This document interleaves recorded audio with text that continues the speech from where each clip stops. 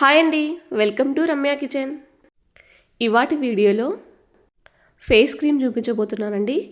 ఇది చలికాలంలో అయితే చాలా ఉపయోగపడుతుందండి. మనకు వందలకు వందలు పెట్టి ఫేస్ క్రీమ్ కొనుక్కునే బదులు ఇలా ఇంట్లోనే తయారు చేసుకుంటే మనకు ఈజీగా అయిపోతుంది, ఖర్చు కూడా తక్కువగా ఉంటుందండి.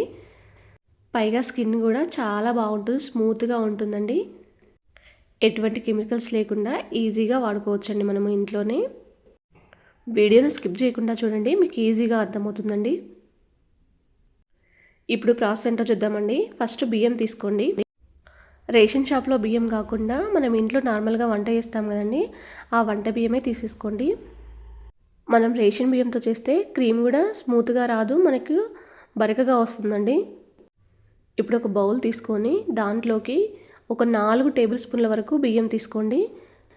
మీకు కొంచెం తక్కువగా కావాలి అనుకుంటే క్రీమ్ అనేది 2 టేబుల్ స్పూన్ల వరకు బియ్యం తీసేసుకోండి, సరిపోతుందండి. మనం ఎన్ని టేబుల్ స్పూన్ల బియ్యం తీసుకున్నామో దానికి సగం వరకు శనగపప్పు తీసుకోండి. శనగపిండి అనేది మనకు స్మూత్నెస్ అనేది బాగా వస్తుందండి.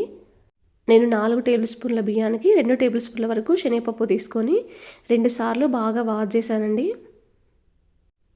ఇలా వాష్ చేసిన తర్వాత మనం తాగే వాటర్ ఉంటాయి కదండి, వాటిని పోసి మళ్ళీ నానబెట్టేసేయండి. ఒక 6 గంటల సేపు వరకు నానబెట్టేసుకోవాలండి. ఒకవేళ టైం లేకపోతే 4 గంటల సేపు అయినా నానబెట్టేసుకోండి, సరిపోతుంది. నేనైతే ఒక నైట్ వరకు నానబెట్టేసుకున్నానండి. నాకు పప్పు కానీ బియ్యం కానీ చూడండి పూర్తిగా నానిపోయింది. పప్పు అనేది విరిగిపోతుంది, బియ్యం కూడా విరిగిపోతుందండి నాకు. ఇప్పుడు ఒక మిక్సీ జార్ తీసుకోండి. దాంట్లోకి మనం నానబెట్టిన పప్పు బియ్యం వేసేయండి. మనం నానబెట్టగా మిగిలిన వాటర్ పోసేసి కొద్దిగా మెత్తగా మిక్సీ పట్టేసుకోండి. మీకు వీడియోలో కనిపిస్తుంది కదా, ఆ విధంగా మెత్తగా మిక్సీ పట్టేసుకున్న తర్వాత ఒక జాలి లాంటి కంటైనర్ కానీ ఏదైనా క్లాత్ కానీ వేసేసుకొని వడగట్టేసుకోండి. ఏదైనా జాలి లాంటి కంటైనర్ కానీ లేదంటే ఏదైనా క్లాత్ కానీ వేసేసి వడగట్టేసుకోండి. మనకు కొంచెం మిక్సీలో ఏదైనా బరకగా ఉంటే వెళ్ళిపోతుందండి మనకి ఇలా వడగట్టడం వలన. ఇప్పుడు ఒక వెడల్పాటి కడాయి తీసుకొని దాంట్లో కొద్దిగా వాటర్ పోసేసుకోండి. కొంచెం వాటర్ అనేది గోరువెచ్చగా కావాలండి. గోరువెచ్చగా అయినప్పుడు వడగట్టుకున్న గిన్నెను తీసుకొచ్చి దీంట్లో పెట్టేసేయండి. గ్యాస్ అనేది సిమ్లో పెట్టేసుకొని కలుపుకుంటూ ఉండండి. 1 నిమిషం పాటు ఉడికించుకుంటే సరిపోతుందండి, మరీ ఎక్కువగా ఉడికించుకోవద్దు, మనకు లేకుంటే గట్టిగా అయిపోతుందండి. అలాగే కలుపుకుంటూ ఉండాలి, అంత గట్టి పడిపోతుంది అడుగు భాగం అంతా కూడా. ఇలా కలుపుకుంటుంటే మనకు క్రీమ్ అనేది రెడీ అయిపోతుందండి ఆల్మోస్ట్. అలాగే వాటర్ కూడా మనకు పొర్లకుండా చూసుకోండి. అలాగే మరీ గట్టిగా కాకుండా కొంచెం లూజ్గా ఉన్నప్పుడే గ్యాస్ అనేది ఆఫ్ చేసేయండి.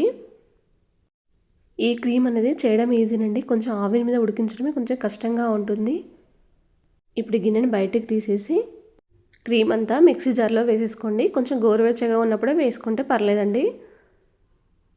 నాకైతే ఉడికించుకున్న తర్వాత ఇలా వచ్చిందండి క్రీమ్ అనేది. ఇప్పుడు దీంట్లోకి ఒక 3 టేబుల్ స్పూన్ల వరకు కొబ్బరి నూనె వేసేసుకోండి. దీంట్లోకి కొబ్బరి నూనె అనేది చాలా ఇంపార్టెంట్ అండి. అలాగే ఒక 1 టేబుల్ స్పూన్ వరకు అలోవెరా జెల్ వేసుకోండి. ఇది బయట ఎక్కడ సూపర్ మార్కెట్లో అడిగినా ఇస్తారండి అలోవెరా జెల్ అంటే. మీకు హోమ్ మేడ్ అలోవెరా జెల్ ఉంటే వేసేసుకోండి, అది కూడా బాగుంటుందండి ఈ క్రీమ్లోకి. ఇప్పుడు మెత్తగా మిక్సీ పట్టేసుకోండి. ఒక 2 నిమిషాల పాటు మెత్తగా మిక్సీ పట్టేసుకుంటే మనకి ఇలా క్రీమ్ అనేది వస్తుందండి బయటికి. చూడండి ఎంత స్మూత్గా ఉందో క్రీమ్ అనేది. మీకు ఒక బౌల్లో వేసి చూపిస్తున్నాను చూడండి, ఎంత బాగా స్మూత్గా వచ్చిందో క్రీమ్ అనేది. ఇలా మీరు తయారు చేసుకొని క్రీమ్ కనుక ఫేస్ పెట్టుకుంటే 1 వీక్లోనే మనకు తేడా అనేది కనిపిస్తుందండి. అలాగే దీంట్లోకి బయట ఇక్కడ సూపర్ మార్కెట్లో అడిగినా చెప్తారండి విటమిన్ ఈ క్యాప్సిల్ ఇవ్వమంటే. నేనైతే 2 క్యాప్సిల్ తీసుకున్నానండి. ఒక స్పూన్తో కలిపేసుకోండి. వేసిన తర్వాత చివర్లో మాత్రమే వేయాలండి విటమిన్ ఈ క్యాప్సిల్ అనేది. దీన్ని ఒక డబ్బాలో స్టోర్ చేసుకొని మనం రోజు క్రీమ్ రాసుకుంటే సరిపోతుందండి. ఈ వీడియో మీకు నచ్చితే మీ ఫ్రెండ్స్కి రిలేషన్కి షేర్ చేయండి. అలాగే మీరు ట్రై చేస్తే ఎలా వచ్చిందో షేర్ చేసుకోవడం మాత్రం మర్చిపోవద్దండి.